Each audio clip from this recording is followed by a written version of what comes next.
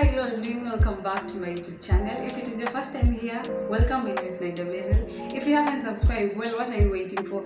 Click the subscribe button. Make sure you turn on the post notification so that every single time I get to update a video, you get to be the first to be notified. Why do I feel like I'm talking so fast? Anyway, forgive my background. I don't know. I kind of feel like it's so echoish on the camera, so please ignore. Anyway guys, today I'm doing a story time session and I hope this story really helps someone out there. So yes, so the story starts like this. I'm not good with stories anyway. So when immediately after I finished my high school, I started working. I don't know if I should call it luck or whatever, but I got a chance of working in different places. So out of working in different places, I ended up working for this cafe. A few of my friends know about it. It was called Cafe Arabica. As years went by, it actually closed down because of certain issues that they had with themselves. So while I was working at Arabica, they were not paying me well because I started as a waitress and the wage was really not good. I can't really say it was also bad because I was starting, so I didn't really think it was a big deal, but it kind of was at the same time. So while I was working there, it was we can say a five-star hotel, not really a five-star, but it was one of those hotels that were really good, that were really recommended by a lot of people. So when I was working there, we used to have clients that you could end up working there, and then a person would spot you and maybe want you to work somewhere else for them, or maybe want to date you. Just basically, you know how it works when a lady works in a restaurant and stuff. So one of these fine days, after working as a waitress, I happened to be promoted as a we can say barista and also shift manager at the time. So my responsibilities got more, so I started supervising people. So while I was working there, a Muslim guy used to come there to buy food most of the times. So he used to be our client, and then he noticed me. I never really used to notice people. I'm that kind of a person that when I see you, unless I see you more often, that is when I'll take notice of you. So I met this guy. Most of the time he says he comes to the hotel. So this one day he comes to me and then calls me and then tells me it was on a weekend, and then we didn't have so much clients, and then the business had started to go down really. And then he came to me and told me, I've been seeing you a lot and I like the way you work, I love your speed, I love your, just basically telling me he liked the way I used to work there. I was like, oh, okay, I have never noticed you. I didn't actually tell him that, but at the back of my mind I was like, I've never actually noticed you, but okay, go on, I'm listening. They were serving his food. We used to serve traditional Mombasa, those traditional food from coast region food, pilau, biryani, those ones, what have we. So he was waiting for his biryani to come. So while we were waiting for the food to come, he starts telling me, I have a shop and I would really like to have someone like you working for me. So if you'll be okay with that, you can have my card and then you can call me and we can talk business and stuff. And I was like, oh, okay, you're not a pervert as I thought you were, because most of the clients are just like that.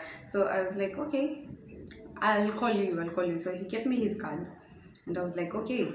So days go by and then the work at Cafe Arabica wasn't actually going well.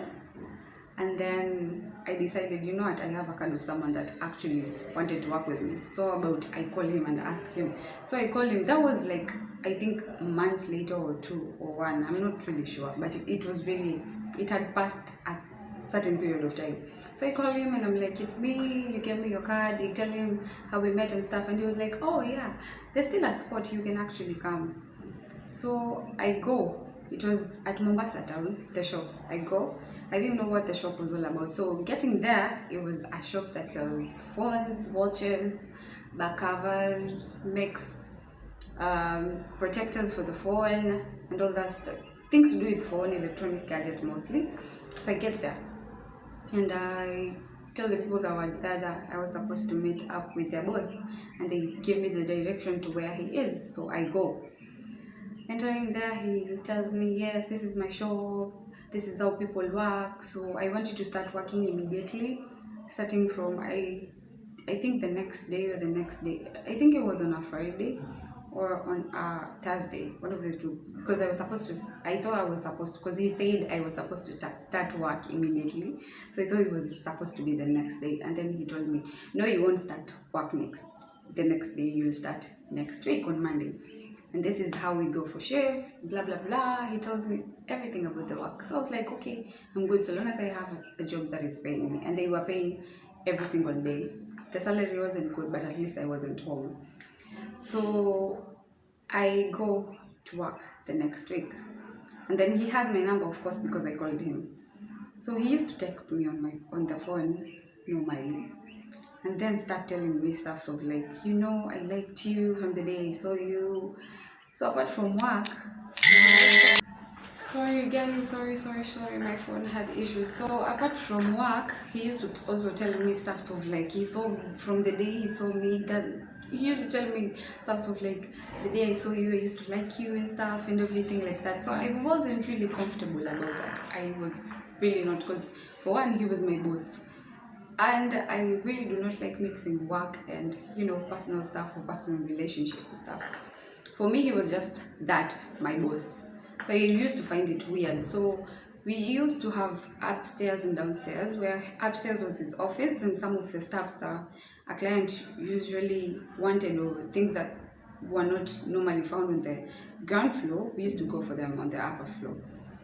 So I used to get tenders of going up there to actually go and arrange stuffs up there, or go get back covers there. So most of the times that I used to go there, he will be there. And then he'll start telling me he likes me, he would like to see me, he'd like to date me, he'd like to take me out. And I was like, you're my boss. Wasn't literally telling him, but at the back of my mind, I'm like, you're my boss. Can it please remain that way? So I used to think it was a joke. At first I thought it was actually a joke. So I was like, lakini tuko kazini, so si kwetu ni kazi peke yake. So I used to tell him, no, I can't. But I thought it was a joke. So it was almost Ramadan, and then they started fasting. So since he was a Muslim, we used to have shifts up to, I think, 8 or 9 or 10. I'm not really sure, but it was until 10 at most. Yeah. So since it was Ramadan and he was a Muslim, he used to tell me or anyone that was working for him to go get food. It was a Ramadan, and he used to give us food. For the way Muslims, when they unfast, then pray, they bring food or they share their food. So he used to bring them to work. So this one day, we are on the shift with another lady that he used to trust so much. So I'm on my shift with that lady, and this lady receives a call. And then after hanging up, she tells me, the boss says you have to go for the Ramadan food, or I don't know, kufturu, that is the word, kufturu food at his place. So people used to go to his place, but when he wasn't around, he used to send people for errands at his place, either to go take certain things for clients at the place, or go and take things that he had bought from whatever it is that he used to buy his things for the shop from. So that day he was home. So, and then it was, I think, 7 or 8 at night. So I really was so uncomfortable about going, because for one, I knew how he used to tell me he liked me and stuff. So I was really not comfortable about going, because I used to know how whatever it is that he used to tell me. So me going to his place just felt something just isn't turning up. Why can't she go? Because she's the one that she actually called. Why is he telling her to tell me to go? So since he was my boss and I didn't want to think the worst, I was like, okay, acha niende nikachukue hiyo food. So I always stand to my ground, and I was like, let me just go. In case he does anything, I'll know how to defend myself. So I get that. Reaching there, this human being, I do not want to say any bad word, but this person literally put the food stuff in the containers, and then he was giving them to me. So as he was giving them to me, he actually started to pull in towards me, and I was like, no, don't do that. And then he was insistent on the fact that he was pulling in. I was saying no, and then this person was like, still coming at me, and then I told him, ukinisongelea, now in English, if you move anywhere near me, I'm going to scream. So he was scared of embarrassment from other people, and then he was scared of, like, I think the neighbors and stuff. So when I said, ukinisongelea mimi nitapiga nduru, he got scared and then let me go. And then I got out. Guys, you have no idea how I was trembling, because for one, this nigga actually wanted to rape me, either with my consent or not. If I would have chosen to, like, say, let me go ahead with the flow, he would have done something even worse. And I was like, thank God I'm out of there. But I was literally shaking by the time I was leaving that house, and I felt like crying, because to me it kind of felt like he already undressed me and did whatever it is that he did, whatever it is that he wanted to do. And I was like, if he did this to me, if he is doing this to me, what of the other people that I'm working with? Is he also doing the same, or is it just me? So I was really so pissed and so mad. And the next day I was still supposed to go to work. So I get to the place, I gave the food to the other person, and I was so scared. I wanted to tell her, but then this woman had a kid, and people were saying that the kid was the boss's kid. And I don't know if it was true or not. I'm really not sure. I just don't like meddling in people's business when it does not concern me. So I didn't know if I should tell her or not. But I was so scared, I didn't know what to do. So I gave her the food, and then she started sharing the food and stuff. And I'm like, should I tell her? No, maybe I should not tell her. So after that incident, we closed the shift, because after a few minutes from that, we closed the shift and then we headed home. So I'm home the next day, and I get a text from the boss, a long paragraph of him telling, no, before I actually got home and got the message, he called me when I was going home, and then he was like, there's so and so that is missing, there's so and so that you didn't record on the book of records and stuff. And I was like, what? I always leave my records on records. Everything that I've sold, it is always written there. So what are you saying? And then he said, usijifanye mimi ni mjinga, najua kenye nafanya. And I was like, I have done my work, so what exactly are you saying? And then he hung up. So the next day, I get a text message, and he's like, don't come to work, I'm giving you a 7-day probation. And I was like, isn't it obvious? Just because I say no, you feel so insecure that, or you feel scared that I'm going to tell the other people that whatever it is that you did. And I was like, I just texted him back and I said, you do not have to tell me that I'm on a 7-day period probation because whatever it is that you're accusing me of. Because for one, I didn't do whatever it is that you're telling me. And second reason, you're just scared that I'm going to tell people of whatever it is that happened the previous night. So instead of telling me you're giving me a 7-day probation, just tell me you're firing me. And I already knew the reason as to why he was doing that. But I was grateful because for one, this man could have done it any other time that I decided that I was going to report to work the next day. So he had to move one step forward before me, because he was like, if I did whatever it is and I didn't get my way, she's probably going to tell another person. And I was not going to tolerate anything of that sort.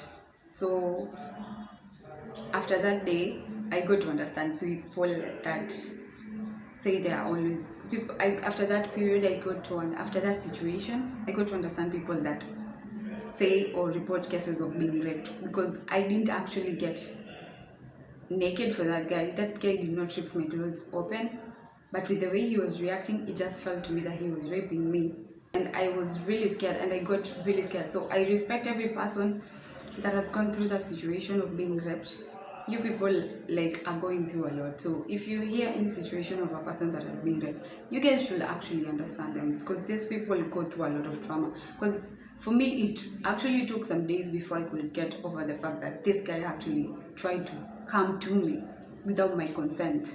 It was really sad and really, really awakening for me. So mad respect to every person that has gone through this situation, and that people are always going to be there for you to support you. You should talk to people. There are people that are going to always understand you guys. Anyway guys, that marks the end of the story, and I hope you guys enjoyed it. I know I'm not good at storytelling, but I hope you enjoyed it. If you did, make sure you like, and if you've had any story of a person that has been raped, either being removed the clothes forcefully, or just in either way of any case of rape, Also comment down below and tell me how was the feeling, because honestly for me it was the worst experience ever. I wouldn't wish it on anyone. Thank you for watching till this part of the video. See you on the next one. Bye.